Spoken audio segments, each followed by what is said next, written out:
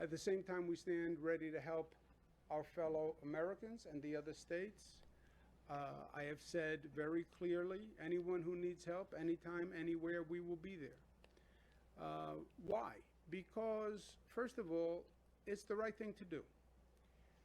I sat here and I said to the people across this country who watch the briefings, we need help. I said, please help us. New York was in the midst of the crisis. I asked for doctors and nurses from across the country to come help us in our emergency rooms. 30,000 people volunteered. I mean, how awesome is that? Think about that, 30,000 nurses and doctors who knew the threat. You're a nurse, you're a doctor, you know the threat about working in an emergency room, right? It's not like you're going in blindly. 30,000 people volunteered. I mean, how beautiful, how generous, how courageous. I'll fly to New York and I'll go into your emergency rooms.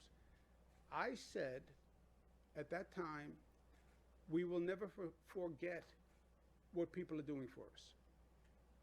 And I said at that time, we will repay your gratitude. New Yorkers mean what they say.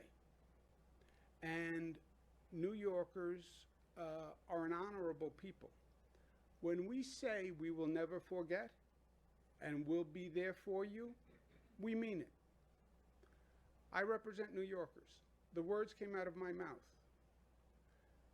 I said them on behalf of all New Yorkers. We are going to honor what we said. We will be there for you.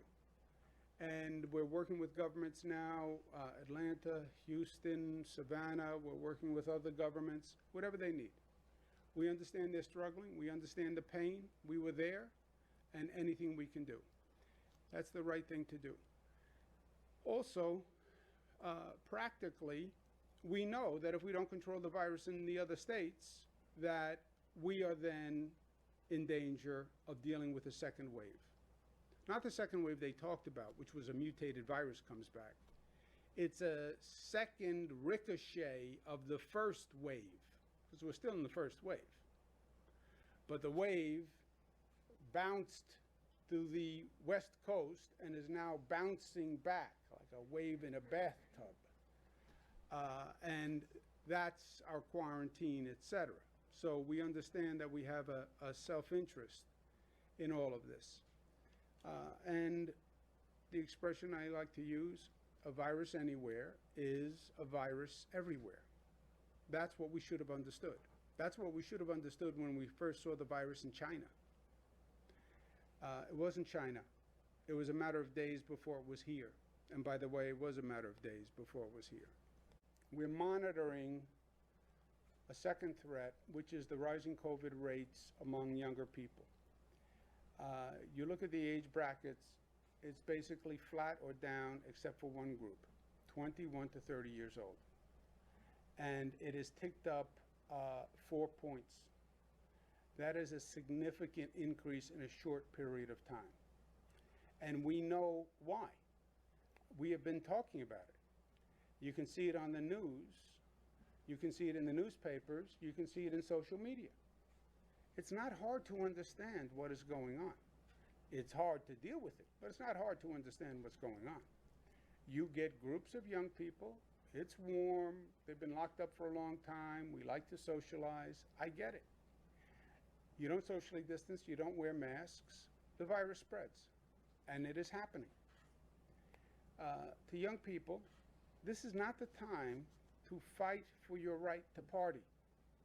I respect your right to party. I fully respect it. I would enshrine it in the state law if you want to know. You have the right to party. But let's be smart about it, right? There is an attitude that young people are immune. You are not.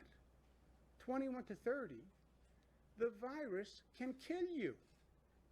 And if it doesn't kill you, you can bring it home and give it to someone inadvertently, and it can kill them.